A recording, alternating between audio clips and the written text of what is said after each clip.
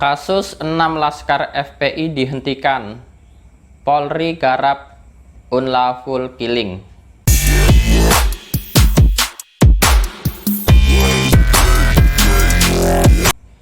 Badan Reserse Kriminal Bareskrim Polri resmi menutup kasus dugaan penyerangan terhadap anggota polisi oleh 6 Laskar Front Pembela Islam FPI di Tol Jakarta Cikampek yang terjadi akhir tahun lalu. Polri pun tinggal menangani kasus dugaan pembunuhan di luar proses peradilan atau unlawful killing dengan terlapor 3 anggota polisi. Kasus penyerangan itu ditutup lantaran 6 orang tersangka yang telah dijerat oleh penyidik kepolisian telah meninggal dunia dalam insiden tersebut. Kasus penyerangan di Tol Jakarta Cikampek dihentikan, kata Kepala Divisi Humas Polri Inspektur Jenderal Argo Yuwono kepada wartawan dalam keterangan tertulis Kamis 4/3/2021. Argo menegaskan status tersangka yang disematkan penyidik kepada 6 Laskar FPI itu akan gugur demi hukum lantaran sudah meninggal dunia. Penghentian kasus ini, kata dia, didasarkan pada Pasal 109 KUHP karena tersangka sudah meninggal dunia. Ya, ini hal yang aneh ya.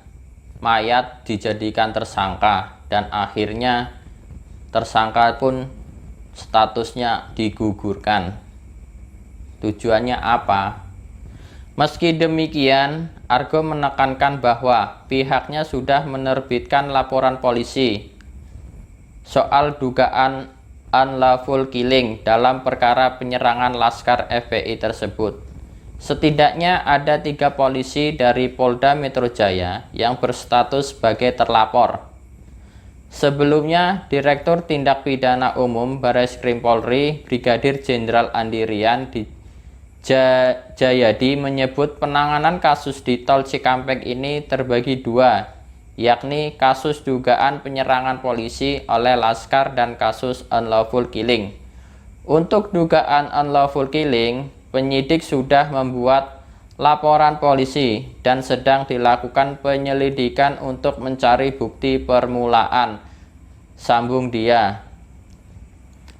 Senada, Kepala Badan Reserse Kriminal Kabareskrim Polri Komisaris Jenderal Agus Andrianto mengatakan bahwa pihaknya akan menerbitkan surat penetapan penghentian penyidikan SP3 dalam kasus penyerangan polisi, katanya. Nanti kami SP3 karena tersangka meninggal dunia, kata Kepala Badan Reserse Kriminal Kabareskrim Polri, Komisaris Jenderal Agus Andrianto kepada wartawan usai mendatangi gedung KPK Jakarta. Dia pun menerangkan bahwa proses hukum pada saat awal kejadian perkara itu harus tetap dilakukan. Hal tersebut yang menjadi alasan polisi menetapkan mereka sebagai tersangka.